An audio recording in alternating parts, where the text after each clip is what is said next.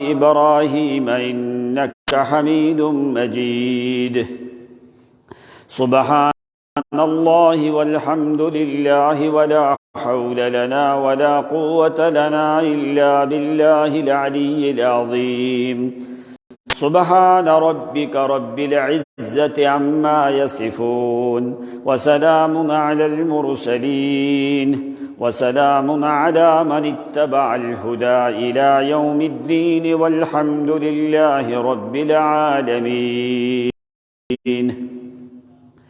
معزز مکرم محترم سامعین عظام، آپ کی خدمت میں اللہ رب العزت کی لا ریب کتاب قرآن مقدس میں سے آیات مبارکہ تلاوت کی ہیں۔ بارگاہ ربانی بے مثل یزدانی میں التجا اور دعا ہے کہ اللہ کریم صحیح کتاب اللہ اور سنت رسول صلی اللہ علیہ وسلم کے مطابق کہہ سکنے کی توفیق عنایت فرمائے، اور تمام تر حاضرین ناظرین سامعین غائبین کو اللہ اپنی رضا کی خاطر صحیح معنوں میں قرآن و سنت کی سمجھ عطا فرمائے۔ پچھلے جمعے پہ جو بات ذکر کی تھی اسی بات کو کچھ آگے بڑھانے کا ارادہ ہے تاکہ وہ بات جو ہے وہ مکمل ہو جائے۔ ویسے رجب کا مہینہ ہے، آج تقریباً 11 رجب ہے اور 3 فروری 2023۔ آئندہ جمعہ جو ہے وہ انشاءاللہ حضرت امیر معاویہ رضی اللہ تعالیٰ عنہ کے موضوع پہ ہوگا۔ پھر یہ معراج کا مہینہ بھی یہی ہے۔ اللہ رب العزت کی کتاب مقدس میں جو چیز بھی بیان ہو وہ لا ریب اور بے عیب ہوتی ہے۔ کیوں؟ اس دنیا کی رہنمائی کے لیے جو اللہ کریم نے منشور، میسج، پیغام، رسالہ، دستور، قانون، اصول جو بھیجا ہے وہ ایسے بے مثال ہے کہ اس دستور اور قانون کا کوئی اور دنیا کی کتاب مقابلہ نہیں کر سکتی۔ تو اللہ رب العزت کی جو منشا ہوتی ہے، جو ارادہ ہوتا ہے، قرآن مقدس اسی بات کو واضح کرتا ہے۔ فرمایا کہ جو میرے بندے ہیں، میں خدا اس بات پہ راضی نہیں ہوتا کہ میرے بندے جو ہیں وہ میں خدا کو چھوڑ کے کسی غیروں کی طرف جائیں۔ وَلَا يَرْضَى لِعِبَادِهِ الْكُفْرَ، اللہ تعالیٰ بندوں کے کفر پہ کبھی راضی نہیں ہوتے۔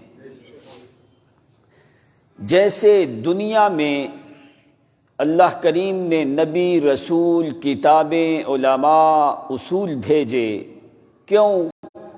اللہ تعالیٰ کی ذات کا تو کوئی فائدہ نہیں ہے، اس وجہ سے آ کے تاکہ انسان جو ہے وہ میرے عذاب سے بچ جائے اور دنیا کی زندگی وہ ایسی صاف ستھری ہو کے گزارے کہ میں خدا کو اس کی انتظار رہے آنے کے لیے۔ اب کوئی بھی انسان ہے دنیا میں، اس کے ذہن میں یہ سوچ ضرور آتی ہے، مومن کے ذہن میں، کہ کون سا ایسا طریقہ ہو کہ اللہ میرے گناہوں کو معاف کر دے، مجھے عذاب سے محفوظ کرے اور مجھے جنت میں داخل کر دے۔ مومن جو ہوتا ہے زندگی بھر وہ اسی خواہش میں اپنی زندگی گزارتا ہے کہ اس کے گناہوں کو معاف کیا جائے، عذاب سے بچایا جائے اور جنت میں اس کو داخل کیا جائے۔ اب کون سا قانون اور اصول ہے؟ کیا کام تم کرو اللہ تمہارے گناہوں کو معاف کر دے، تمہیں عذاب سے بھی بچا لے۔ تو جو چیزیں اللہ کریم نے ذکر کی ہیں وہ تمہارے فائدے کے لیے ہے۔ اللہ نے گناہوں کی بخشش کا اصول بھی ذکر کیا، عذاب سے بچاؤ کا طریقہ بھی ذکر کیا۔ فرمایا دو کام تو نے کرنے ہیں جو میرے ذمہ ہیں، میں اپنے دو کام کروں گا، تم میرے حکم کے مطابق دو کام کرتے رہو۔ دو کام تو نے کرنے ہیں اور دو کام ہم نے کرنے ہیں۔ ہم نے کیا کرنا ہے؟ تمہارے گناہوں کو معاف کرنا ہے، عذاب سے بچانا ہے۔ اور تو نے کیا کرنا ہے؟ یہ وہ باتیں نہیں جو عام لوگوں کی باتیں ہیں، یہ اللہ کی کتاب جو بات ذکر کرے اس میں تے کبھی بھی مومن آدمی جو ہے اس کے ذہن میں وہم اور گمان کا تصور بھی نہیں آ سکتا۔ جس وقت اس کتاب کی صفت ذکر کی جاتی ہے تنزیل من رب العالمین، کہ یہ رب العالمین کی طرف سے نازل شدہ چیز ہے، تو پھر جو رب العالمین کو ماننے والا ہے وہ منزل من اللہ چیز میں کبھی بھی شک اور شبے کی گنجائش باقی نہیں رکھتا۔ اب دو کام تمہارے ذمہ، دو کام اللہ کے ذمہ۔ اب تم نے یہ دیکھنا ہے الیاذ باللہ اللہ تعالیٰ اپنے کاموں میں کوئی کمی نہیں کرتا۔ جب بھی قلت آتی ہے، نقص آتا ہے، کمی آتی ہے تو وہ انسانوں کی طرف سے ہوتی ہے، وہ مخلوق کی طرف سے ہوتی ہے، خالق کی طرف سے کبھی نہیں آئی۔ خالق اپنا فرائض جو ہے اللہ کریم ادا کرتا ہی کرتا ہے، لیکن جب بھی کمی کوتاہی ہوتی ہے تو وہ مخلوق کی طرف سے ہوتی ہے۔ اب فرمایا دو قوانین کہ تیرے گناہ بھی معاف کر دیے جائیں اور تجھے عذاب سے بھی بچا لیا جائے۔ اب اہم چیز تو یہی ہے، عذاب سے بچ گیا تو ٹھکانہ جنت ہے، اور کوئی تیسرا مقام تو نہیں ہے کہ جہاں پہ ابدی رہے۔ اب وہ دو چیزیں جو قرآن نے تمہارے ذمہ لگائی ہیں وہ کیا ہے کہ یا اللہ ہم دو کام کریں اور اس کے بدلے میں ہمیں دو اجر ملیں۔ اجر ملے کہ گناہ بھی معاف اور عذاب سے بھی بچایا جائے۔ اور ہم کون سے دو کام کریں؟ اللہ کریم نے ذکر کیا، جو آیات میں نے پڑھی ہیں اسی میں قرآن نے ذکر کیا کہ اجیبوا داعی اللہ، جو اللہ کا داعی ہے اس کی دعوت کو قبول کر۔ جو اللہ کا داعی ہے اس کی دعوت کو قبول کر، داعی کو بھی قبول کر اور داعی کی دعوت کو بھی قبول کر۔ اگر دعوت قبول کرے داعی کو قبول نہ کرے پھر بھی قانون کے مطابق عمل نہیں۔ اگر داعی کو قبول کر لے دعوت کو قبول نہ کرے پھر بھی یہ ایمان ہو سکتا نہیں ہے۔ فرمایا دو کام تو نے کرنے ہیں، داعی کو بھی قبول کرنا ہے اور داعی کی دعوت کو بھی قبول کرنا ہے۔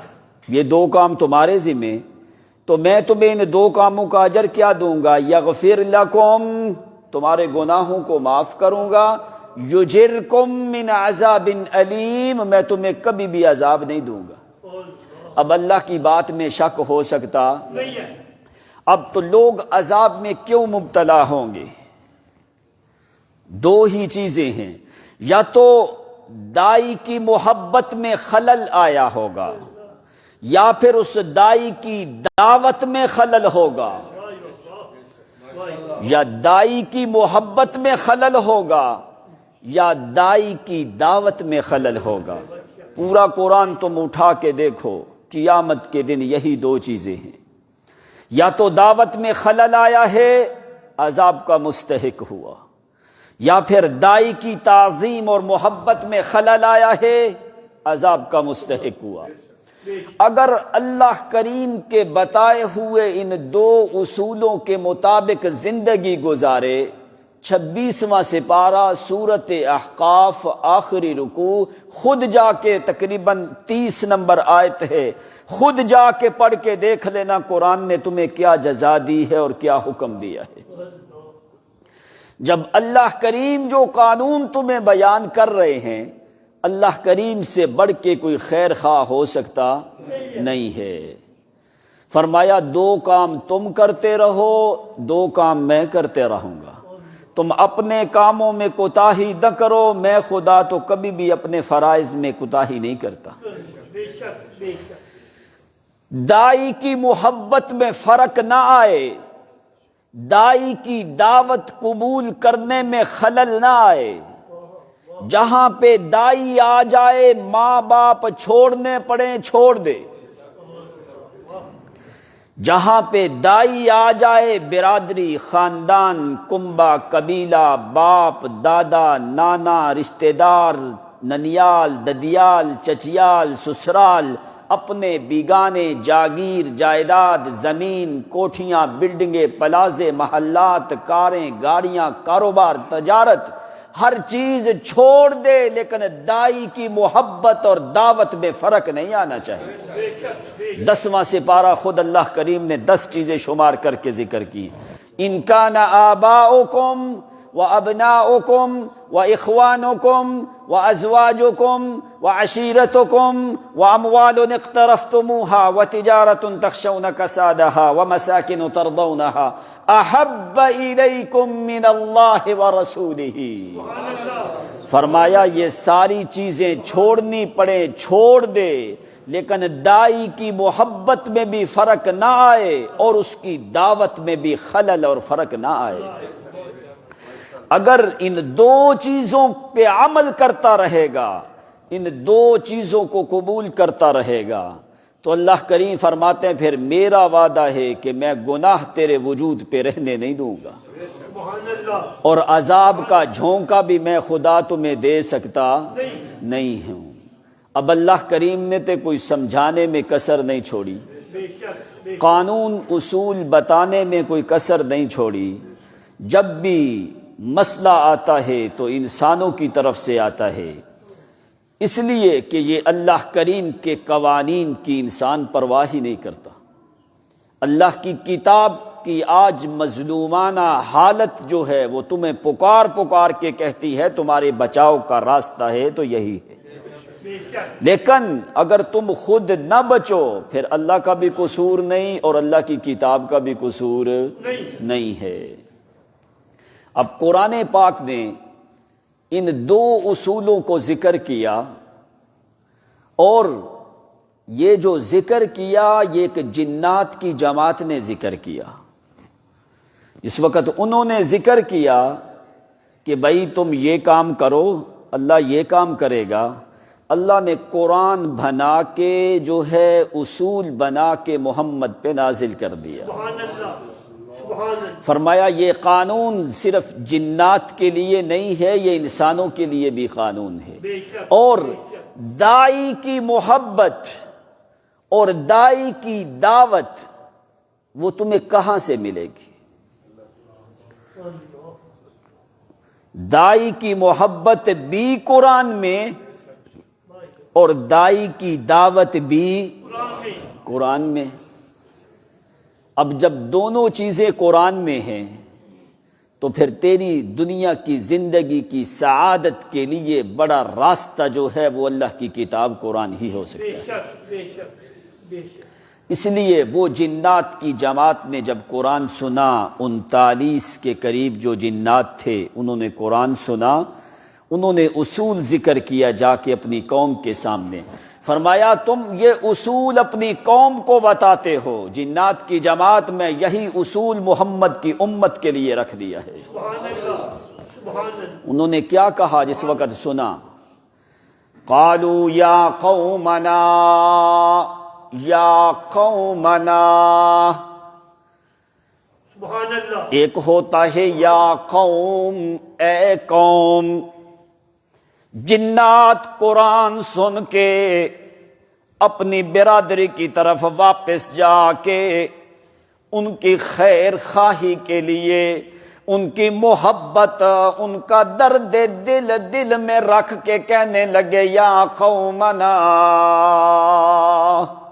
اے ہماری قوم کے لوگوں، ان کلمات میں محبت ظاہر ہوتی ہے۔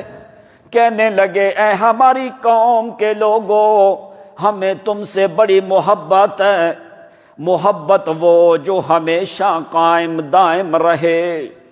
اس لیے یا قوم نہیں کہا، کہنے لگے یا قومنا، نا ضمیر جمع متکلم کے لیے، اے ہماری قوم کے لوگوں، آج ہم تمہارے لیے ایک نسخہ لے کے آئے ہیں، تمہارے بچاؤ کا راستہ ڈھونڈ کے لائے ہیں، تمہارے لیے زندگی کے اصول لے کے آئے ہیں۔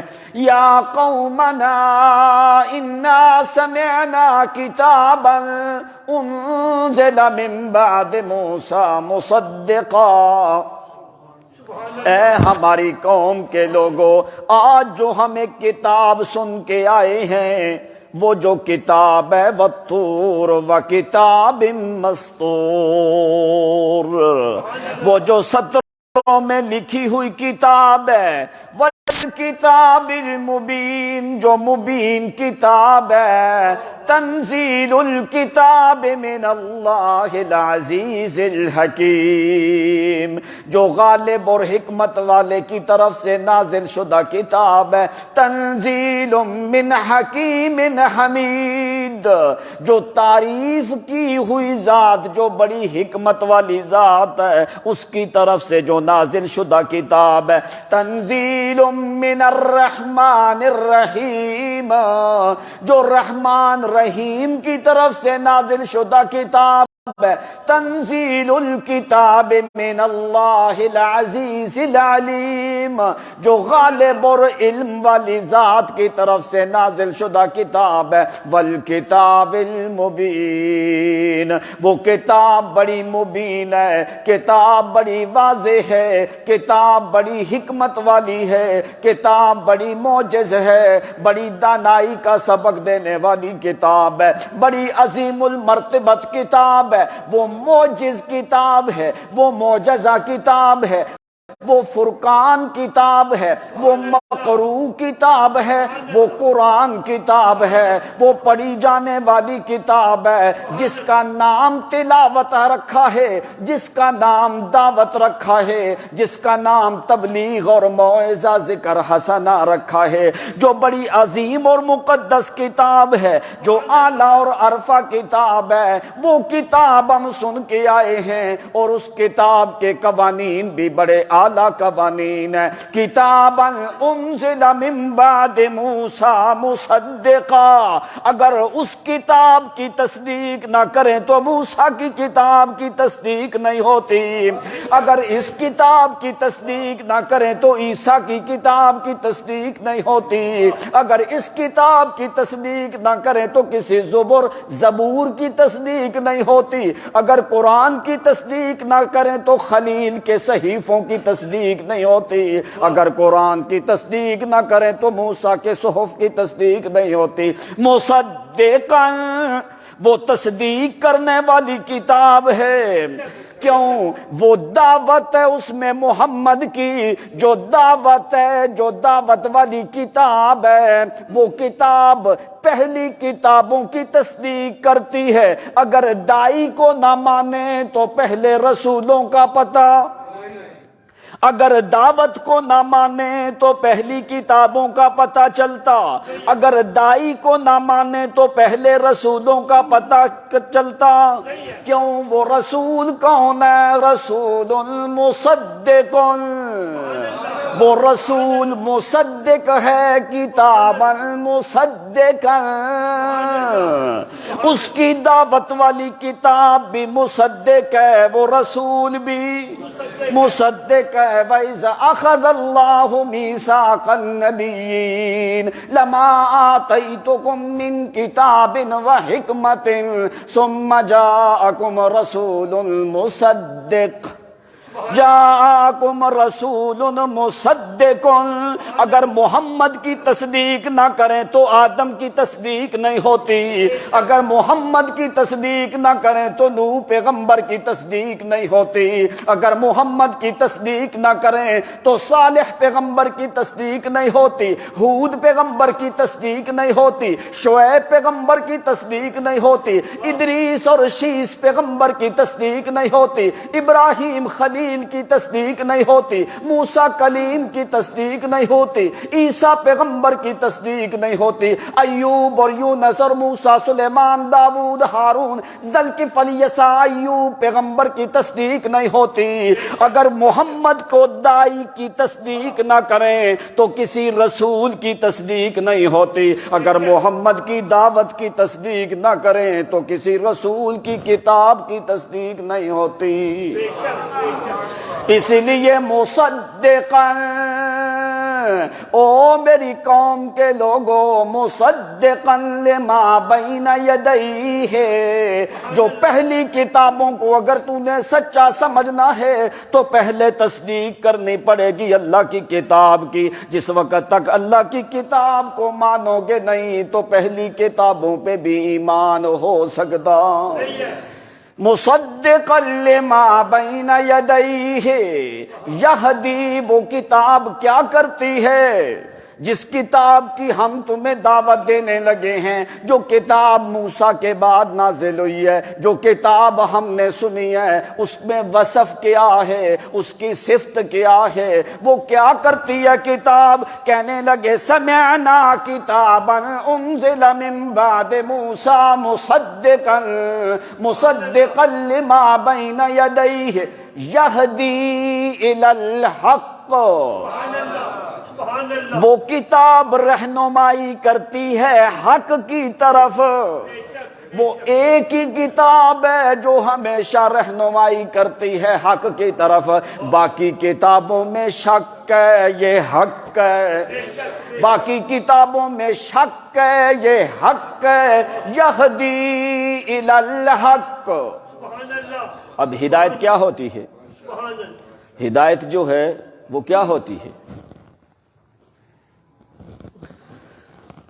الطریق الموصل الی الغایہ، ہدایت کہا جاتا ہے ایسا راستہ جو انسان کو منزل مقصود تک پہنچا دے۔ ہدایت، تم کہتے ہیں اہدنا الصراط المستقیم، یا اللہ ہمیں ہدایت دے او سیدھے راستے کی طرف۔ اب ہدایت کیا ہے؟ ایسا راستہ جو انسان کو منزل تک پہنچا دے، اس کو ہدایت کہا جاتا ہے۔ تو فرمایا وہ منزل تک پہنچانے والی کتاب ہے تو ایک ہی ہے، اللہ کی کتاب۔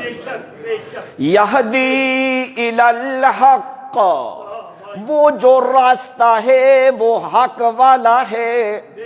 یہدی الی الحق، دوسرے مقام پہ فرمایا ھذا بیان للناس وہدی، یہی ہدایت ہے۔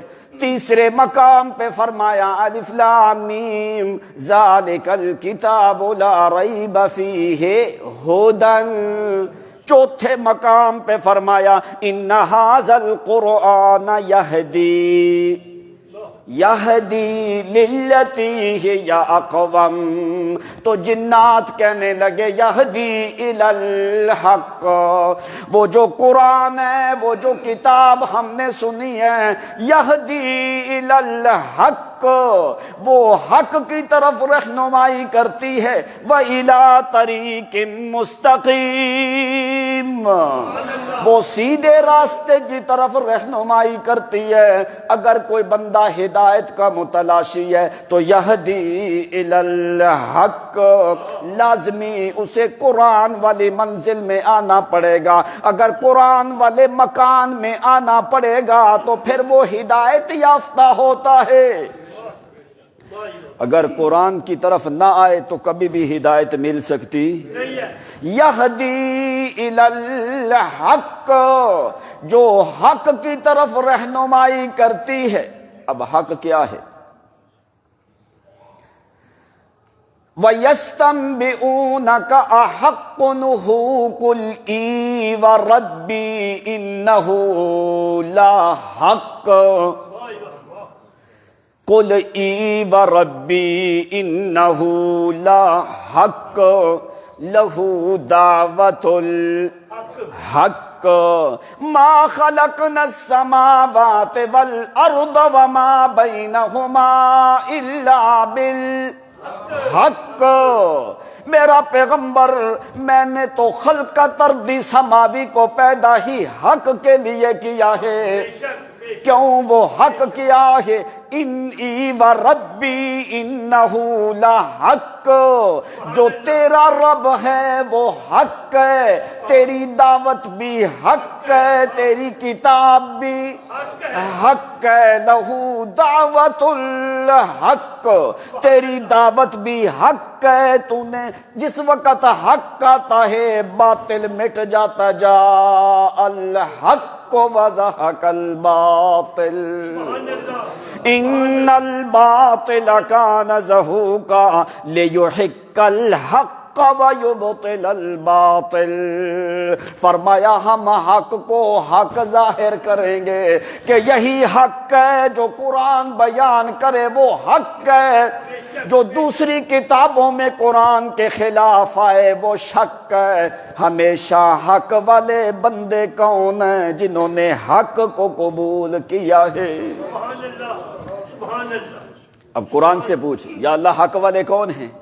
اللہ فرماتے ہیں اولئک هم المؤمنون حقا، یہ حق والے بندے ہیں، انہوں نے اس حق والی دعوت کو قبول کیا ہے۔ دائی کو بھی قبول کر، دائی کی دعوت کو بھی قبول کر۔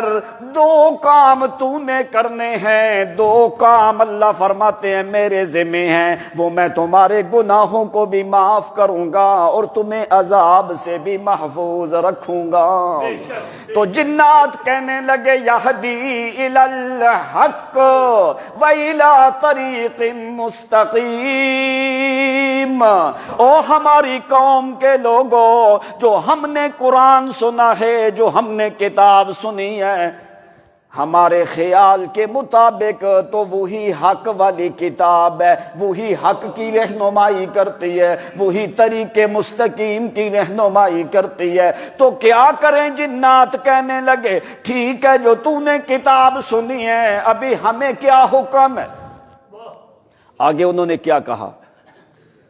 یہدی الی الحق و الی طریق مستقیم۔ آگے کیا کہنے لگے؟ یا قومنا اجیبوا داعی اللہ، یا قومنا، پھر محبت کو ظاہر کیا، کہنے لگے او ہماری قوم کے لوگوں، ہمیں تمہارے ساتھ بڑی محبت ہے، تو تم کیا کرو؟ اجیبوا داعی اللہ، وہ جو اللہ کا دائی ہے اس کو قبول کرو۔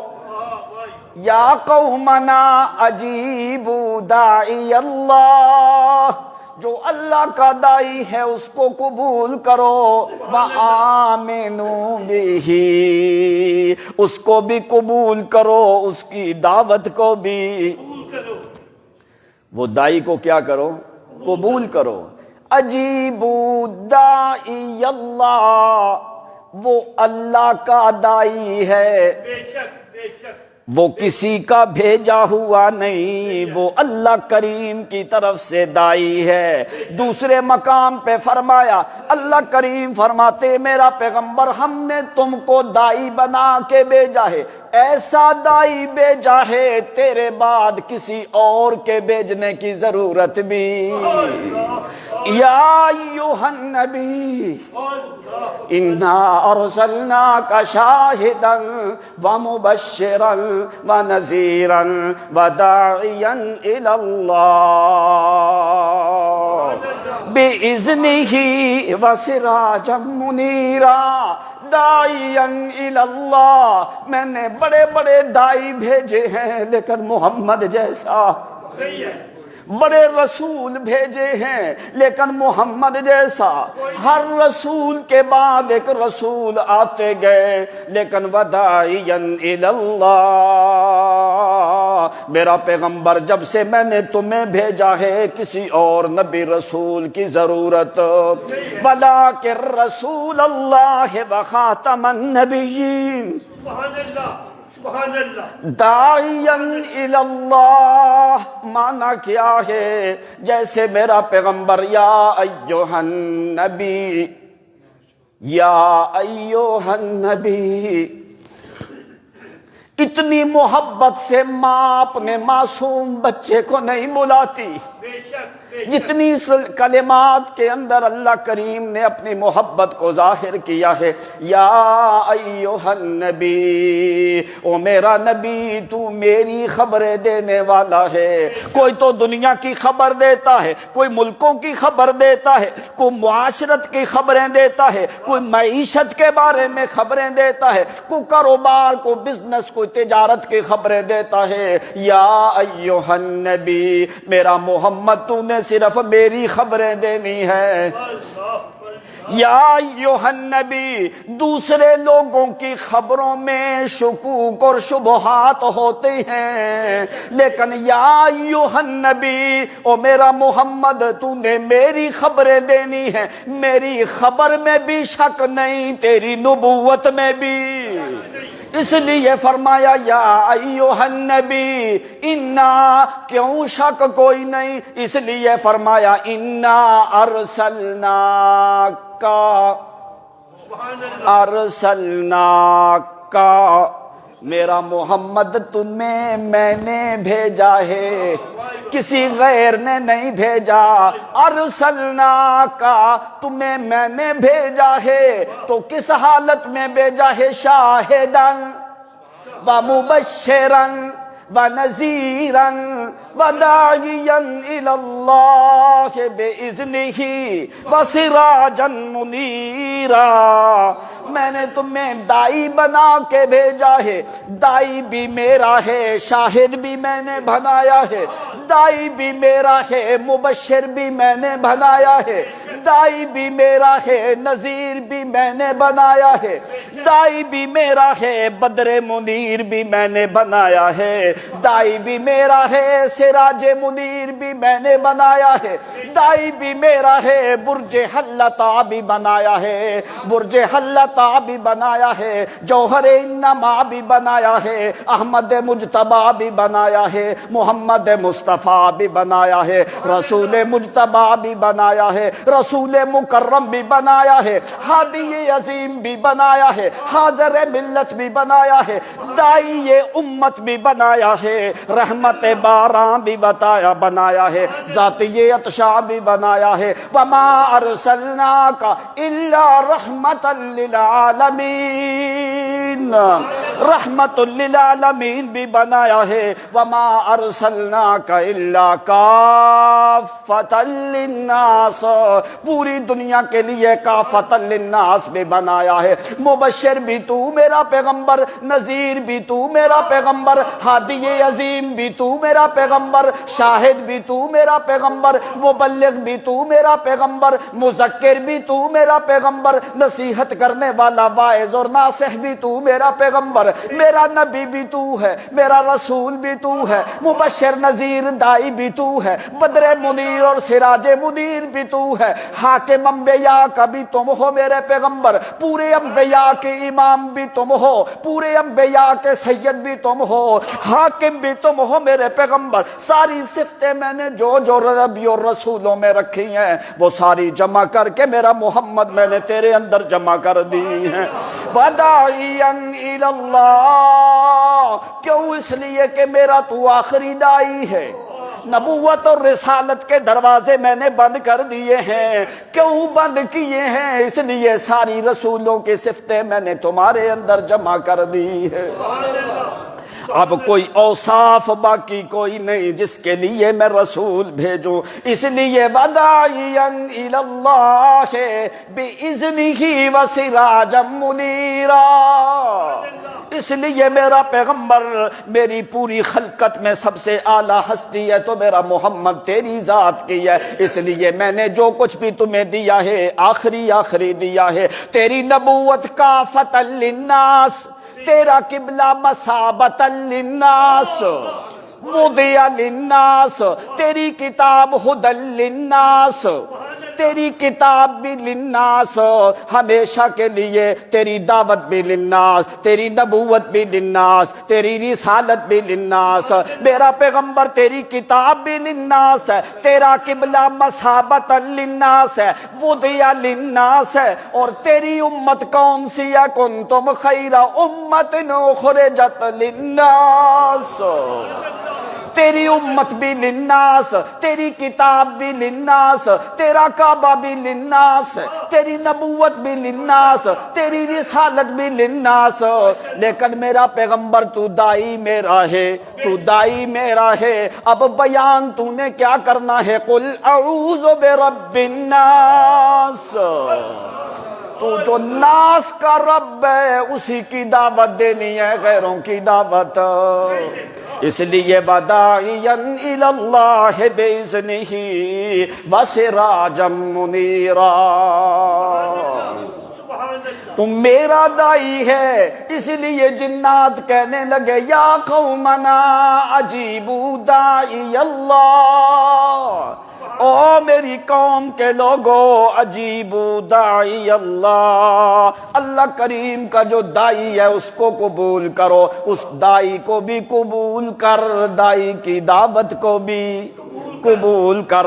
وآمنوا بہ، دو کام تو نے کرنے ہیں، دائی کی محبت میں فرق نہ آئے، دائی کی تعظیم میں فرق نہ آئے، اس کی دعوت میں بھی خلل نہ آئے، اس کی دعوت میں بھی فرق نہیں آئے، دائی کو بھی قبول کر، اپنی جانوں سے زیادہ محبت کر، اس کی دعوت سے بھی اپنی جانوں سے زیادہ محبت کر، دعوت کو بھی دل و جان سے قبول کر، دائی کو بھی دل و جان سے قبول کر، تو انعام کیا ملے گا؟ فرمایا اجیبوا داعی اللہ وآمنوا بہ یغفر لکم من ذنوبکم، تو اللہ کیا کرے گا؟ یغفر لکم من ذنوبکم ویجرکم من عذاب علیم۔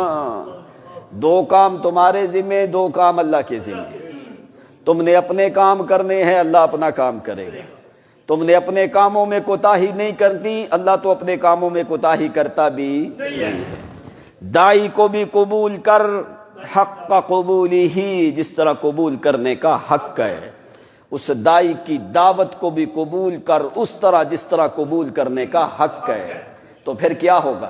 یغفر لکم من ذنوبکم وَيُجِرْكُم مِّنْ عَذَابٍ أَلِيمٍ، اللہ تمہارے گناہوں کو بخش دے گا، معاف کر دے گا، وَيُجِرْكُم مِّنْ عَذَابٍ أَلِيمٍ، تمہیں کبھی بھی عذاب نہیں دے گا۔ آگے پھر جنات نے فتویٰ بھی لگا دیا، انہوں نے کہا جو قبول نہ کرے گا نا اس سے بڑھ کے کوئی گمراہ ہو سکتا نہیں ہے۔ وَمَن لَّا يُجِبْ دَاعِيَ اللَّهِ وَمَن لَّا يُجِبْ دَاعِيَ اللَّهِ فَلَيْسَ بِمُعْجِزٍ فِي الْأَرْضِ وَلَيْسَ لَهُ مِن دُونِهِ أَوْلِيَاءُ أُولَٰئِكَ فِي ضَلَالٍ مُّبِينٍ۔ کہنے لگا جو اس دائی کی دعوت کو قبول نہ کرے گا، دائی کو قبول نہ کرے گا، فرمایا اللہ کو تو عاجز کر نہیں سکتے، اللہ کا کوئی نقصان کر سکتے، لیکن وہ کون ہے؟ اولئک فی ضلال مبین، وہ پھر لوگ کھلی گمراہی میں ہیں۔ اب جن لوگوں نے قبول کیا، فرمایا ہر چیز سے بڑھ کے قبول کر، محبت کر تو دائی سے، اور اس دائی سے محبت بھی کر اور دائی کی دعوت کو قبول بھی کر۔ بے شک بے شک بے شک۔ دو کام تم کرتے رہو. اب قرآن گواہ ہے اس بات کے اوپر. اللہ نے فرمایا یغفر لکم من ذنوبکم ویجرکم من عذاب علیم. فرمایا میں تمہارے گناہوں کو بھی معاف کروں گا اور تمہیں کبھی بھی عذاب دے سکتا. یا کیا یہ کوئی معمولی قانون ہے؟ یعنی دو چیزیں جب تمہارے پاس ہوں تمہیں اور کسی چیز کی ضرورت نہیں ہے. گناہ بخشے جائیں عذاب نہ ملے تو پھر ٹھکانہ جنت ہی ہے اور کیا ہے. تو فرمایا جنت نہیں پھر میں خدا تمہیں جنت کا وارث بناؤں گا. تلک الجنت التی نورث من عبادنا. اب کیسے قبول کر. مکے میں نوجوان ہے, ادھر دائی نے اپنی دعوت کو پیش کیا, غلامی کی زندگی ہے. اللہ تعالی سمجھ دے تو ایک غلام کو دے دے, نہ دے تو مکے کے چودھری کو نہ دے. یہ اللہ تعالیٰ کے پاس اختیارات ہیں. پھر اللہ کریم جب دیتا ہے, پھر جس وقت اس دائی کی دعوت دل میں آتی ہے, پہلے میں آپ کو بتا چکا ہوں, ہر چیز چھوڑنی پڑے چھوڑ دے. اس دائی کی تعظیم میں بھی فرق نہ آئے اور اس کی دعوت میں بھی خلل نہ آئے. بے شک بے شک بے شک. غلام ہے, نوجوان ہے, صحابی رسول. جس وقت ایمان لے آئے, ایمان جب لے آئے تو مصائب اور تکلیفوں کے پہاڑ شروع ہو گئے. اور صحابی غلام ہے, لوہاروں والا کام کرتا ہے. لوہے کو پگھال کے تلواریں, نیزے, زرات, سکینات جو ہے ان کو تیار کیا جاتا ہے. اب جس وقت ایمان لے آئے, اس دائی کی دعوت کو قبول کیا اور اس دائی سے محبت کا اعلان کر دیا, تو ایک عورت کا غلام ہے ام انمار. اس نے کہا یا تو پھر زندگی سے تمہیں زندگی چھوڑنی پڑے گی یا اس دائی کو چھوڑنا پڑے گا. اس نے کہا ایسی 1000 زندگیاں میں قربان کر دوں اس دائی کی محمد کی زلف کے گنگریال پہ. کیسے؟ اس دائی کی تعظیم ابھی میرے دل میں ہے, اس کی دعوت کو میں قبول کر چکا ہوں. ابھی اگر سورج مغرب کی طرف سے بھی نکل آئے تو نہ میں دائی چھوڑ سکتا ہوں نہ دائی کی دعوت چھوڑ سکتا ہوں. کہنے لگا زور لگا لو تم جتنا تم سے ہوتا ہے. آخر کار یہ اندر پہنچ چکا ہے. جب یہ دو چیزیں اندر چلی جاتی ہیں پھر یہ نکلتی نہیں ہے. انہوں نے وہی جو لوہا پگھالنے والی بھٹی تھی آگ والی, اسی آگ والی بھٹی کے اندر لٹا دیا صحابی رسول. کمر جو ہے جل کے, چربی پگھل کے ان کوئلوں کو بجھایا ہے. لوہے کی زرہ پہنا کے گرمی کی شدت میں حرہ کے پہاڑوں کی چوٹی پہ جا کے بٹھا دیا. لوہے کی زرہ پہنا کے, گرمی, مکہ کی گرمی بڑی مشہور ہے, اور چلتے چلتے آدمی پتھر کے اوپر پاؤں نہیں رکھ سکتا, جتنی سخت شدت کی گرمی ہوتی ہے پہاڑوں میں. تو پھر اوپر سے لوہے کی زرہ پہنا کے پہاڑ کی چوٹی کے ساتھ لگا کے بٹھا دیا ہے کہ سورج کی گرمائش بھی پہنچتی رہے, پہاڑوں کی حرارت بھی پہنچتی رہے, لوہے کی حرارت بھی پہنچتی رہے, اس کا وجود اندر اندر پگھلتا رہے گرمی کی شدت میں. ہر روز کا معمول ہے کہ کسی طریقے سے اس دائی کو چھوڑ, جس دائی کا تو نے کلمہ پڑھا ہے اس کی دعوت کو چھوڑ. پوچھنے لگے ماذا تقول فی محمد صلی اللہ علیہ وسلم. کہنے لگے تیرا نظریہ کیا ہے, عقیدہ کیا ہے اس دائی محمد کے بارے میں جس وقت آدمی زندگی اور موت کی حالت میں ہے. تو کہنے لگے ماذا تقول فی محمد صلی اللہ علیہ وسلم. تو صحابی کہنے لگا عبداللہ ہے ورسولہ جاء بالحق لِيُخْرِجَنَا مِنَ الظُّلُمَاتِ إِلَى النُّورِ۔ او پوچھنے والوں سن لو، محمد عبداللہ کا بیٹا ہے، وہ رسول ہے، عبداللہ ورسولہ ونبیہ وحبیبہ وصفیہ۔ وہ عبداللہ کا بیٹا ہے، اللہ کا رسول ہے، وہ بیٹا عبداللہ کا ہے، اللہ کا نبی ہے، وہ بیٹا عبداللہ کا ہے، اللہ کا حبیب ہے، وہ اللہ کا چنا ہوا مصطفیٰ مجتبی مرتضیٰ ہے۔ عبداللہ ورسولہ جاء بالحق، وہ دائی بھی حق ہے، اس کی دعوت بھی حق ہے۔ جس چیز کی تم دعوت دیتے ہو وہ شک کی شک ہے۔ جاء عبداللہ ورسولہ جاء بالحق لیخرجنا من الظلمات الى النور۔ وہ محمد وہ دائی بھی حق ہے، اس کی دعوت بھی حق ہے، وہ ہمیں اندھیروں سے نکال کے ہمیں روشنی کی طرف لا رہے ہیں۔ کیا معنی سمجھایا؟ لِيُخْرِجَنَا مِنَ الظُّلُمَاتِ إِلَى النُّورِ۔ من الظلمات، ظلمت کی جمع ظلمات ہے۔ معنی کیا دیا ہے؟ جو تمہارے ادیان باطلہ ہیں وہ ایک بات کہ وہ زیادہ ہیں، وہ ایک نہیں وہ زیادہ ہیں۔ دوسری بات من الظلمات، وہ اندھیرے ہی اندھیرے ہیں۔ لیخرجنا من الظلمات الى النور۔ جو میرا دائی ہے، جس نے مجھے دعوت دی ہے، اس کی دعوت بھی حق ہے، دعوت بھی ایک ہے، دعوت بھی نور ہے، وہ روشنی والی دعوت ہے۔ نور کو مفرد ذکر کیا ہے، ظلمات کو جمع ذکر کیا ہے۔ مانا صحابی نے کیا سمجھایا ہے؟ لِيُخْرِجَنَا مِنَ الظُّلُمَاتِ إِلَى النُّورِ۔ اندھیرے زیادہ ہیں، روشنی ایک ہے۔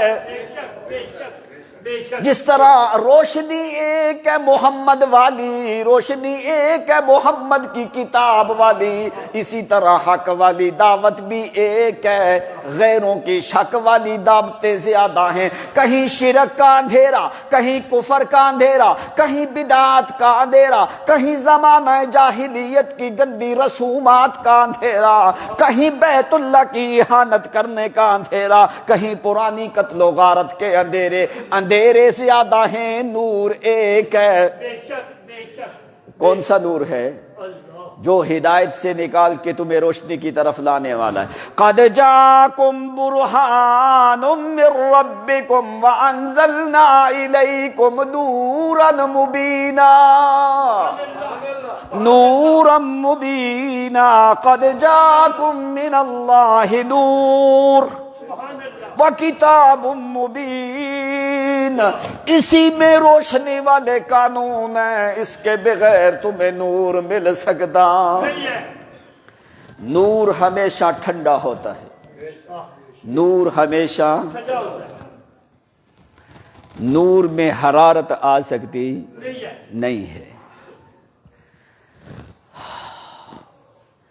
چاند کی روشنی کو اللہ نے نور کہا، والقمر نورا، اور سورج کی روشنی کو ضیاء کہا۔ ضیاء میں ہمیشہ حرارت ہوتی ہے اور نور میں ہمیشہ ٹھنڈک ہوتی ہے۔ ضیاء میں تمہیں بصارت ہوتی ہے، نور میں ہمیشہ بصیرت بھی ہوتی ہے، بصارت بھی ہوتی ہے۔ قرآن نے کیا کہا؟ هذه سبیلی ادعو الی اللہ علی بصیرت انا ومن اتبعنی۔ لوگو، اللہ کریم نے جو میں محمد کو دعوت دی ہے وہ بصیرت ہی بصیرت ہے۔ بے شک بے شک بے شک۔ فرمایا اللہ کی ذات جو ہے، اللہ نور السماوات والارض۔ بے شک بے شک۔ رومی لوگ جو ہیں امام اعظم ابو حنیفہ رحمۃ اللہ تعالی علیہ کے پاس ہے. انہوں نے کہا، بڑی شہرت سنی امام ابو حنیفہ کی. وہ کہتا ہے ایک اللہ ہے، الہ ہے، اللہ ہے. ہمارے چند سوالات ہیں، اگر امام اعظم ابو حنیفہ ہمارے سوالوں کا جواب دے دیں گے تو ہم قبول کر لیں گے. انہوں نے منبر لگایا. رومی علماء نے امام صاحب کو بلایا گیا. امام صاحب کو کہنے لگے، تم کہتے ہو کہ اللہ ہے، ہم تو اللہ کو نہیں مانتے، ہم تو الہ کو نہیں مانتے. اگر تمہارا الہ ہے تو ہمیں لا کے دکھا، اللہ ہے تو ہمیں دکھا. فرمایا اچھا تم اپنی باتیں پوری کر دو کہ اگر اللہ ہے تو ہمیں دکھاؤ. امام صاحب نے فرمایا ٹھیک ہے. انہوں نے کہا دوسرا سوال یہ ہے، اگر اللہ ہے تو اللہ سے پہلے کیا تھا؟ پھر تیسرا سوال یہ ہے، اگر اللہ ہے تو اللہ کس طرف دیکھ رہا ہے؟ چوتھا سوال، اگر اللہ ہے تو وہ کیا کر رہا ہے؟ انہوں نے ایسے عجیب سوالات جو ہیں وہ امام صاحب کے سامنے رکھ دی. پہلا سوال امام صاحب نے فرمایا ٹھیک ہے. امام صاحب نے فرمایا کہ اب دہراؤ ذرا سوال پہلا. فرمایا پہلا سوال یہ ہے، اگر اللہ ہے تو ہمیں دکھا دو. امام صاحب نے کہا ٹھیک ہے، دودھ لے کے آؤ. دودھ منگوایا اور فرمایا شکر بھی لے کے آؤ. ان کے سامنے اس شکر کو لے کے دودھ کے اندر ڈال دیا. ڈال کے اس کو ہلایا. ہلا کے اچھی طریقے سے امام صاحب نے رومی علماء سے کہا یہ کیا ہے؟ انہوں نے کہا دودھ. فرمایا اور کیا ہے؟ کہا شکر. امام صاحب نے کہا دکھاؤ شکر کدھر ہے؟ فرمایا شکر دکھاؤ کدھر ہے؟ انہوں نے کہا شکر تو اندر حل ہو گئی ہے. تو فرمایا تمہیں کیسے پتا ہے شکر ہے؟ انہوں نے کہا جس وقت ہم نے دودھ پیا ہم نے یہ کہا کہ یہ میٹھا ہے کسی اور چیز کی وجہ سے، شکر کی وجہ سے میٹھا ہے، ورنہ دودھ میٹھا نہیں ہوتا. شکر کی وجہ سے آ کے دودھ میٹھا ہوا ہے، تو اس لیے یہ مٹھاس دلالت کرتی ہے کہ دودھ میں شکر ہے. مٹھاس دلالت کرتی ہے کہ دودھ میں شکر. تو فرمایا نادانوں ایک مجازی چیز ہے. مٹھاس دلالت کر رہی ہے کہ شکر ہے.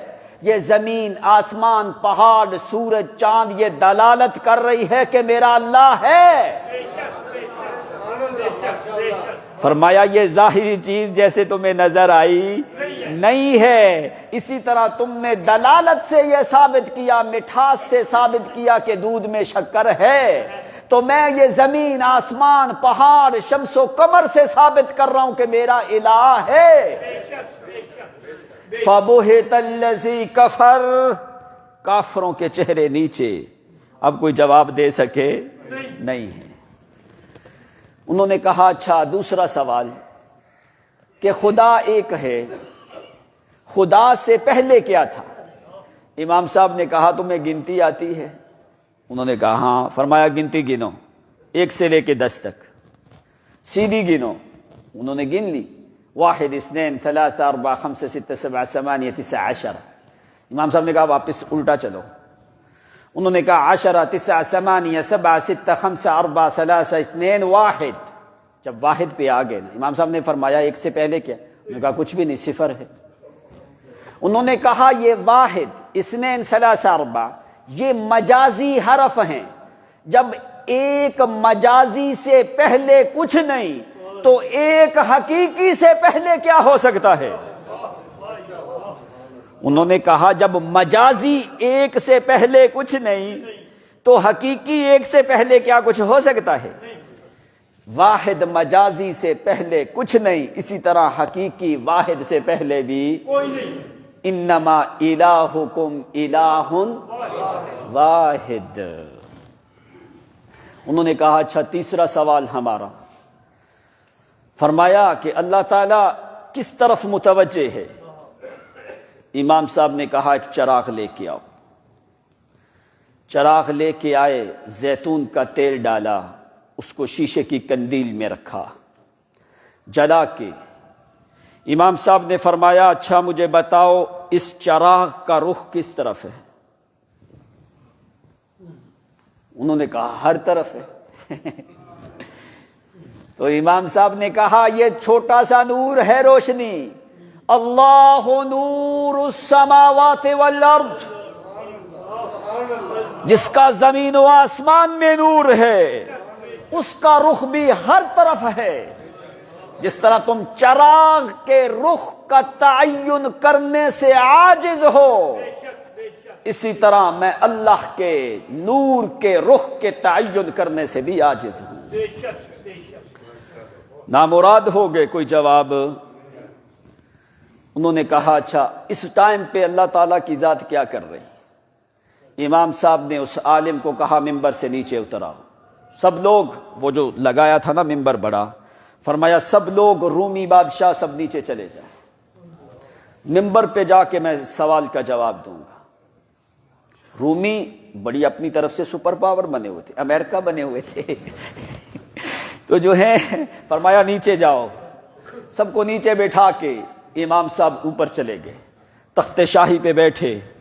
فرمایا اس ٹائم پہ میرا خدا یہ کر رہا ہے، امام ابو حنیفہ کا سر اوپر کر رہا ہے، رومیوں کو نیچے ذلیل کر رہا ہے۔ انہوں نے کہا واقعی امام اعظم ابو حنیفہ تیری ذہانت کو ہم صدیوں تک سلام کرتے رہے۔ اس لیے فرمایا نور، اللہ نور السماوات والارض، نور میں ہمیشہ بصیرت ہوتی ہے۔ تو جس بندے کے پاس قرآن والا نور ہو اس کے دل میں بھی ہمیشہ بصیرت ہوتی ہے۔ فراست المؤمن ينظر بنور الایمان۔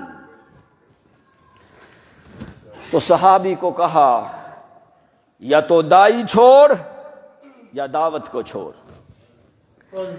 ماذا تقول فی محمد صلی اللہ علیہ وسلم،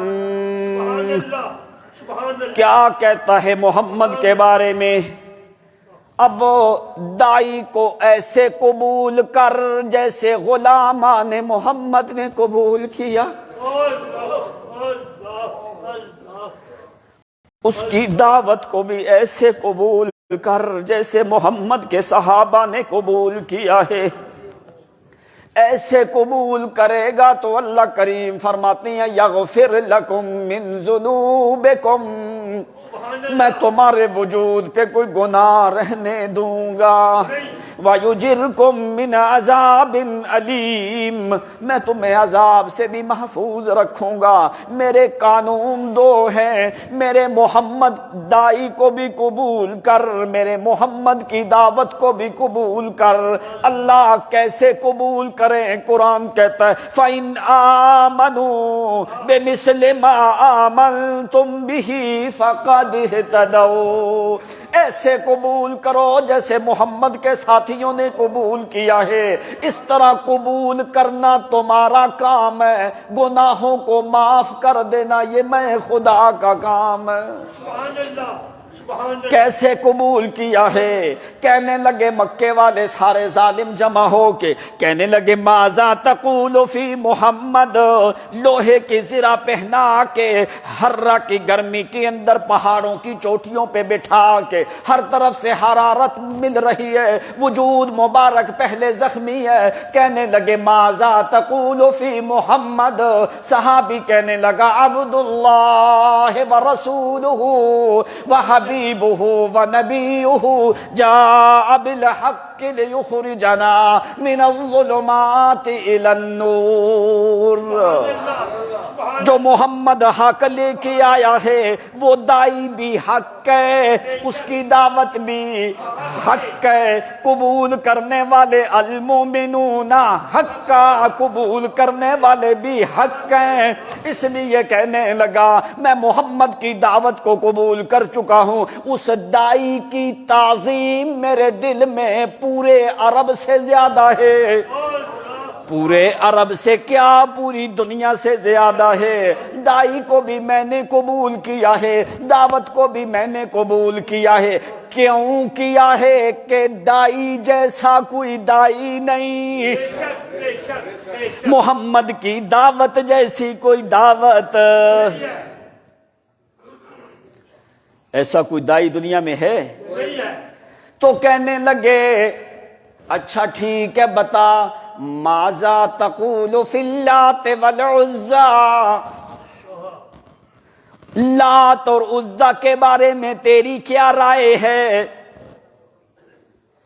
کہنے لگا صنمان صنمان اسمان ابکمان لا یضران ولا ینفعان، صنمان اسمان ابکمان لا یضران ولا ینفعان، وہ تمہارے تراشے ہوئے معبود ہیں، وہ تمہارے بنائے ہوئے صنم ہیں، اسمان جو بہرے ہیں، اب کمان جو گونگے ہیں، بولنے کے قابل بھی، سننے کے قابل بھی، دیکھنے کے قابل بھی، لا یضران ولا ینفعان، نفع کے مالک بھی، نقصان کے مالک بھی، خیر و شر کے مالک بھی، جو میرا الہ ہے، جو میرا معبود ہے، جس کی دعوت میرے دائی محمد نے دی ہے،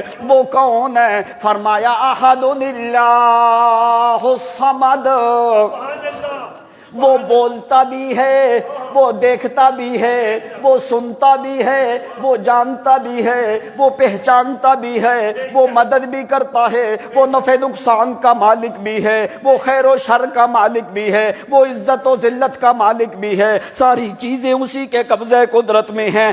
صنمان اسمان اب کمان لا یضران ولا ینفعان، کہنے لگے ابھی اس کی اور مارو، اس کو مارنا شروع کیا ہے، مار مار کے ہررا کی گرمی کے اندر لوہے کی زرہ پہنا کے مار مار کے جب بے ہوش ہو جاتے ہیں، بے ہوش ہونے کے بعد جب دوبارہ ہوش آنے لگتی ہے تو پھر پوچھتی ہے ماذا تقول فی محمد،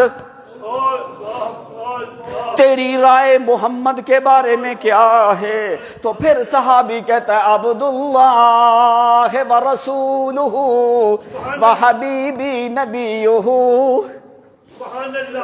صحابی کہنے لگا وہ ساری دنیا سے بڑھ کے مجھے محبوب ہے میرا دائی محمد الرسول اللہ۔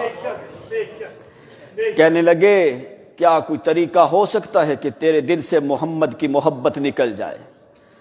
فرمایا ایسا طریقہ جنم کرنے والے، ایسا طریقہ بنانے والے ختم ہو سکتے ہیں، لیکن محمد کے صحابی کے دل سے محمد کی محبت نہیں نکل سکتی۔ حدیبیہ کے مقام پہ پتہ کیا ہوا؟ عمرو بن سہیل ادھر سے معاہدہ لکھنے والا ہے، ادھر سے علی بن ابی طالب لکھنے والے رضی اللہ عنہ۔ حضرت علی نے لکھا محمد بن عبد اللہ ورسول اللہ بین محمد الرسول اللہ و بین عمرو بن سہیل، محمد الرسول اللہ اور عمرو بن سہیل اور قریشیوں کے درمیان معاہدہ لکھا جاتا ہے۔ تو عمرو بن سہیل کہنے لگا، سہیل ابن عمرو کہنے لگا یہ لفظ مٹاؤ، تم نے لکھا ہے رسول اللہ، اگر ہم رسول مان لیں پھر تو لڑائی ختم، یہ رسول اللہ کا لفظ مٹاؤ تو پھر آگے معاہدہ چلے گا۔ واہ علی، اللہ تعالیٰ تیرے اوپر کروڑوں رحمتیں نازل کرے۔ حضرت علی نے پتہ کیا فرمایا؟ فرمایا علی کی قلم لکھ سکتی ہے، مٹا نہیں سکتی۔ ہم نے محمد کو رسول اللہ مانا ہے، صرف جوارح اعضاء سے نہیں، یہ تو کاغذ کا ورقہ ہے۔ سہیل ابن عمر، میرے دل میں محمد کی محبت لکھی ہوئی ہے۔ علی کی قلم لکھ سکتی ہے، علی کی قلم مٹا نہیں سکتی۔ فرمایا میں کبھی نہیں مٹاؤں گا کہ جب میں نے رسول اللہ کو مان لیا، اب میں لکھا ہوا معاہدے کے تحت بھی رسول اللہ کا لفظ مٹا سکتا نہیں۔ صحابی کو مار مار کے بے ہوش کر کے دوبارہ جب ہوش آتی ہے تو پھر پوچھا ماذا تقول فی محمد صلی اللہ علیہ وسلم؟ صحابی کہنے لگا فدیت نفسی و مالی و ابی و امی وکل شیء ما املک، کہنے لگا میں اپنی ہزاروں ماؤں کو قربان کروں محمد کی جوتی کی ٹھوکر پہ، میں قربان کروں اپنے باپ کو، اپنی ماں کو۔ فدیت نفسی، میں اپنی جان قربان کر دوں محمد کے ہونٹوں کی حرکت پہ۔ فدیت نفسی و مالی و ابی و امی و کل شیء ما املک، ہر وہ چیز میں قربان کروں محمد پہ جس چیز کا میں مالک ہوں۔ اللہ کی قسم یہ تو میری ایک جان ہے، اگر ہزاروں جانیں بھی ہوں زرہ پہنا کے ہرہ کی چوٹیوں پہ چھوڑ دیا جائے، لمبا زمانہ قرون صدیوں تک میں سورج کی گرمی میں تڑپتا رہوں، میرے ایک ایک بال سے، میرے ایک ایک سانس سے محمد کی محبت کا نعرہ بلند ہوتا رہے گا۔ اور محمد کریم کی جو دعوت ہے اس دعوت کو میں گرمی کی حرارت میں بھی بیان کرتا رہوں گا۔ میرے ایک ایک بال سے، ایک ایک سانس سے یہی نکلے گا الہکم الہ واحد، ایک ہی الہ ہے، اس کے علاوہ کوئی دوسرا الہ ہو سکتا؟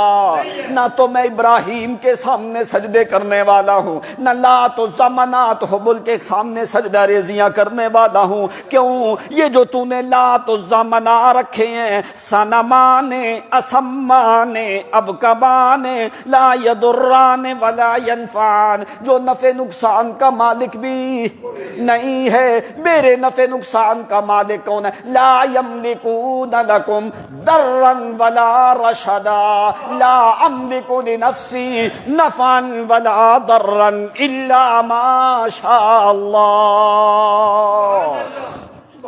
وہی نفع دے سکتا ہے اللہ کریم کے اختیار میں، اللہ کے علاوہ کوئی نفع نقصان کا مالک، کوئی خیر و شر کا مالک، کوئی عزت و ذلت کا مالک، کوئی زندگی اور موت کا مالک نہیں ہے۔ ہر چیز کا خزانہ اسی کے پاس ہے، میں کبھی بھی اس کی رحمت سے نا امید۔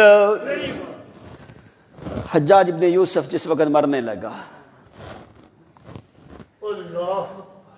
بڑے صحابہ کرام کا قاتل بھی تھا، بڑے تابعین کو شہید بھی کیا، صحابہ کو بھی شہید کیا، سعید ابن جبیر کو شہید کیا، بڑا سخت کرخت طبیعت کا آدمی تھا۔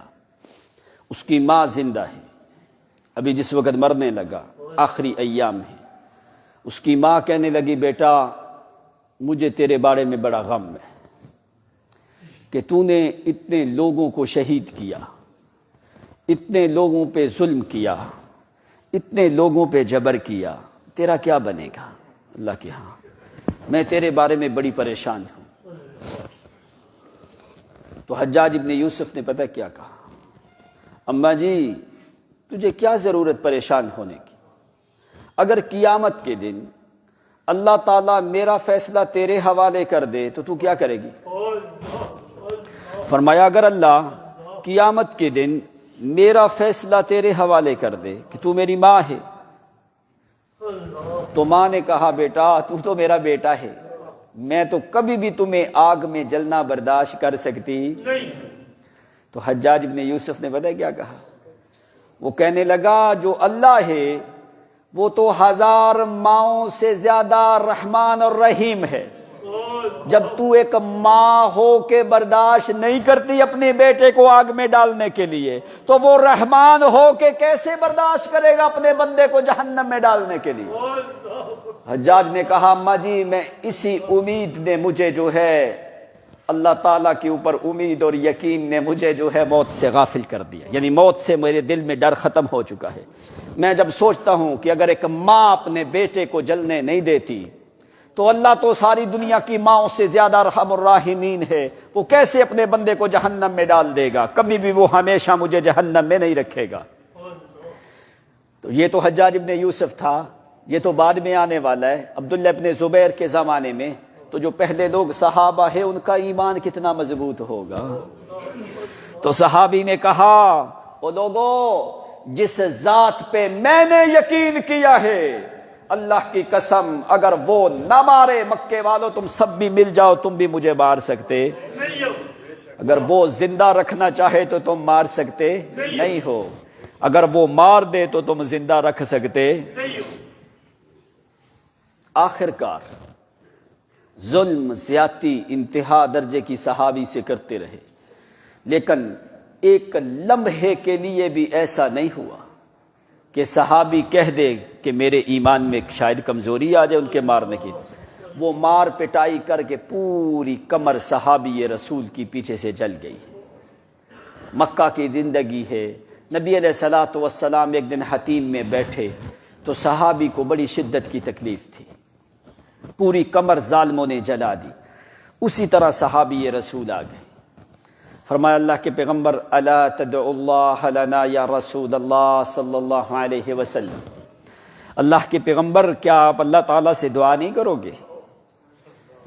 یہ اتنے ظلم اور زیادتی کرتے رہتے ہیں لوگ، لیکن میں بیت اللہ میں کھڑا ہو کے گواہی دیتا ہوں اللہ کے رسول مجھے اس بات کی کوئی تکلیف نہیں ہے۔ یہ ہر روز مجھے انگاروں پہ لیٹاتے ہیں، ہر روز مجھے لوہے کی زرہ پہنا کے ہررا کی چوٹی پہ بیٹھاتے ہیں، مجھے اس چیز کا غم نہیں ہے۔ میں کہتا ہوں میری ہزاروں جانیں چلی جائیں لیکن محمد کی دعوت میں میرے ایمان میں خلل نہیں آیا۔ لیکن اللہ کے پیغمبر اللہ تعالیٰ کا اتنا حوصلہ ہے، اتنا اللہ تعالیٰ حوصلے والی ذات ہے کہ اللہ تعالیٰ برداشت کر رہے ہیں۔ فرمایا ان اللہ یمہل ولا یحمل، اللہ کریم مہلت تو دیتا ہے لیکن اللہ بھولتا نہیں۔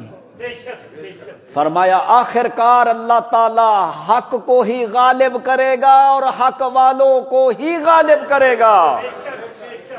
یہ آزمائش ہے، جب مومنوں کے اوپر آزمائش آتی ہے تو فرمایا اللہ جب تب آزمائش زیادہ ہوتی جاتی ہے تو مومن کا ایمان ہمیشہ زیادہ ہوتا جاتا ہے۔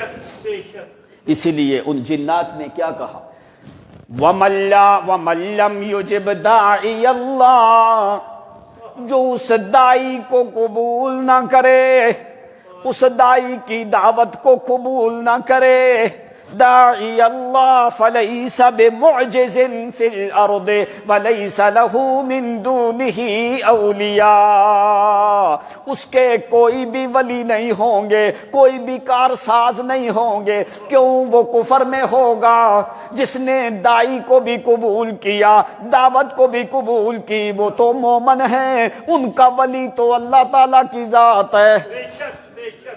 اللہ کن کا ولی ہے؟ اللہ ولی الذین آمنوا، اللہ ولی الذین آمنوا۔ تو جو دوسرے مقام پہ قرآن نے کہا الا ان اولیاء اللہ لا خوف علیہم ولا هم یحزنون، یہاں پہ بھی دو بشارتیں ذکر کی ہیں۔ میرا ولی کون ہوتا ہے؟ جس نے دائی کو بھی قبول کیا، دعوت کو بھی قبول کیا، ایسے جیسے محمد کے صحابہ نے قبول کیا ہے۔ تو وہ کون ہے؟ وہ میرا ولی ہے۔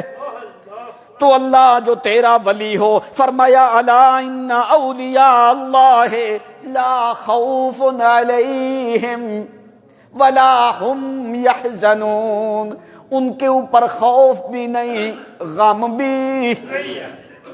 خوف ہمیشہ آنے والی چیز کا ہوتا ہے، وہ زندگی گزار کے جب آگے جائیں گے خوف کیوں نہیں؟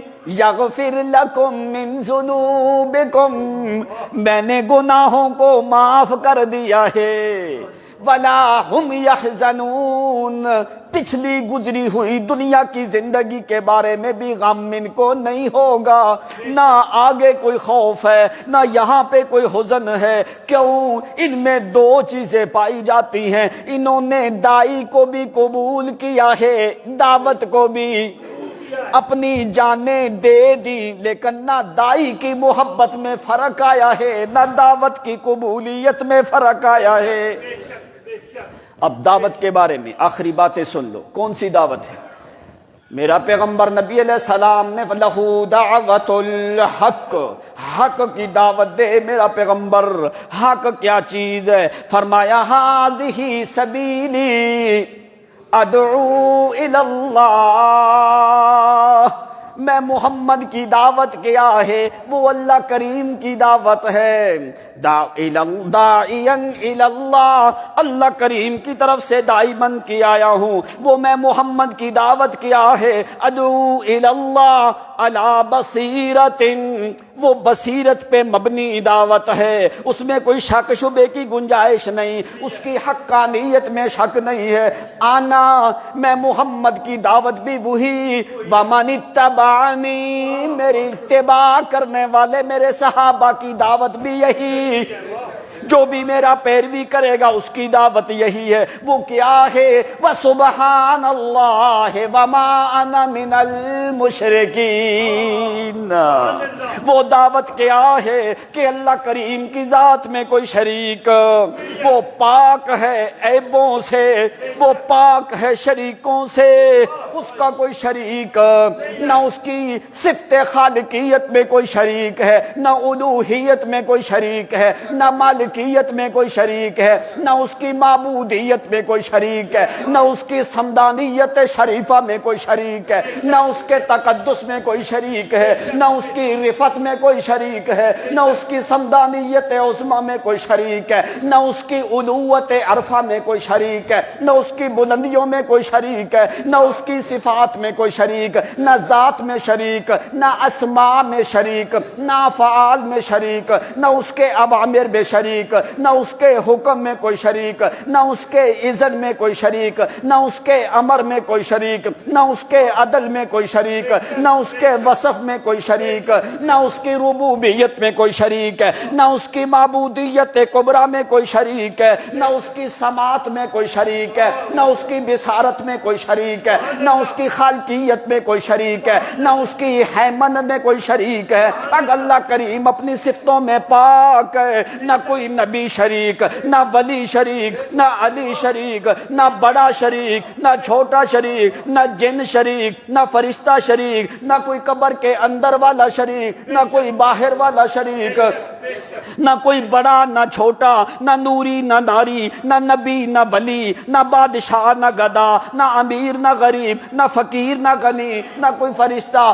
کوئی بھی شریک نہیں۔ الہکم الہ واحد، میرا اور تمہارا الہ ایک ہے، ہمیشہ اس کی کسی صفت میں نقص نہیں آتا، اس کی کسی صفت میں زوال نہیں آتا۔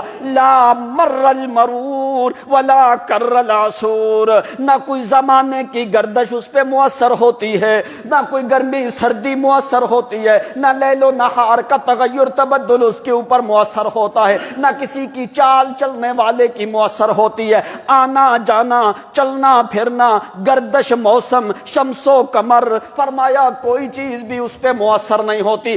لا تاخذہ سنۃ ولا نوم، وہ ہمیشہ زندہ ہے، اس پہ نیند نہیں، اس پہ اونگ نہیں، اس پہ بیماری نہیں، اس پہ عاجزی نہیں، اس پہ انکساری نہیں، وہ کسی کو بلاتا نہیں، اس کا کوئی مشاور نہیں، اس کا کوئی حامی نہیں، اس کا کوئی مساوی نہیں، اس کے کوئی محاذی نہیں ہے، اس کا کوئی حامی اور نصیر ظہیر کوئی نہیں، وہ ایک ہے، ہمیشہ ایک ہے، اس کی کسی صفت میں بھی کبھی بھی زوال نہیں آتا۔ وہ بادشاہ ہے لا زوال، وہ حاکم ہے لا زوال، زوال، وہ خالق ہے بے مثل لا زوال ہے، وہ رفیع ہے تو لا زوال، وہ سبحان ہے تو لا زوال، وہ قادر ہے تو لا زوال، وہ مطلق ہے تو لا زوال، وہ رفیع ہے تو لا زوال، وہ سمیع ہے تو لا زوال، وہ بصیر ہے تو لا زوال، وہ حاکم ہے تو لا زوال، وہ حکم ہے تو لا زوال، وہ حکیم ہے تو لا زوال،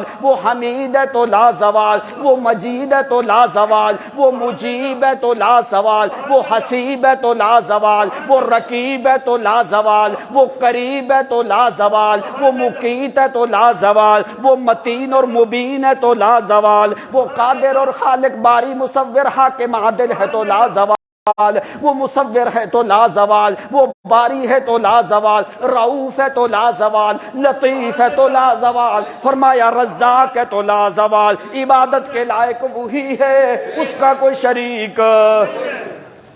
ہاذہ سبیلی ادعو الی اللہ، میں محمد کا راستہ یہی ہے، تو تم کیا کرو لوگو، هو الحی لا الہ الا ہو فادعوہ، جس کو میں دعوت دیتا ہوں، جس کو میں بلاتا ہوں، وہ کون ہے، هو الحی، وہ ہمیشہ زندہ ہے، اس کے علاوہ کوئی ہمیشہ زندہ، تو تم کیا کرو، فادعوہ، میری دعوت کا پہلا نقطہ نبی علیہ السلام نے کہا کیا ہے، هو الحی لا الہ الا ہو فادعوہ، بلانا ہے تو اسی کو۔ اللہ کے پیغمبر قرآن سے پوچھ کیسے بلانا ہے، فادعوہ مخلصین، مخلصین، کہو کیا، ایک لفظ قرآن کا کہہ دو، میم خا لام صاد یا نون، 7 لفظ ہیں، 70 نیکیاں تو آپ کو یہاں پہ مل رہی ہیں نا، مخلصین، مخلصین لہ الدین، دین یہاں پہ معنی عبادت کے۔ اب تم تعریف کرو مخلص خالص کیا ہوتا ہے، جٹوں سے پوچھو جو دودھ شدھ ہے، خالص کیا ہوتا ہے، بیس کے تھنوں سے دودھ آتا ہے خالص، نیچے جٹ جو ہے وہ کہتا ہے میں پانی رکھتا ہوں اس کے تھن خراب نہ ہو، کہتا ہے گرمائش جب جو ہے اس کا دودھ نکلتا ہے، کہتا ہے گرمائش سے تھن خراب ہوتے ہیں۔ اب تو اس کے تھنوں کا خیال کر رہا ہے، ادھر تو پورے معاشرے کو خراب کر رہا ہے پانی ڈال کے، تھن شان کوئی خراب نہیں ہوتے، تجربہ کر کے دیکھو، تھن نہیں نیت خراب ہوتی ہے۔ اس وقت تک دودھ خالص ہے جب اس کے اندر پانی کا قطرہ، اس وقت تک عبادت خالص ہے جب تک عبادت میں کسی غیر کا نقطہ نہ لگاؤ، اگر غیر کا نقطہ بھی آ گیا تو پھر وہ خالص۔ قرآن نے کہا فادعوہ مخلصین لہ الدین، مخلصین۔ دوسرے مقام پہ فرمایا قل انی امرت ان اعبد اللہ مخلصا لہ الدین۔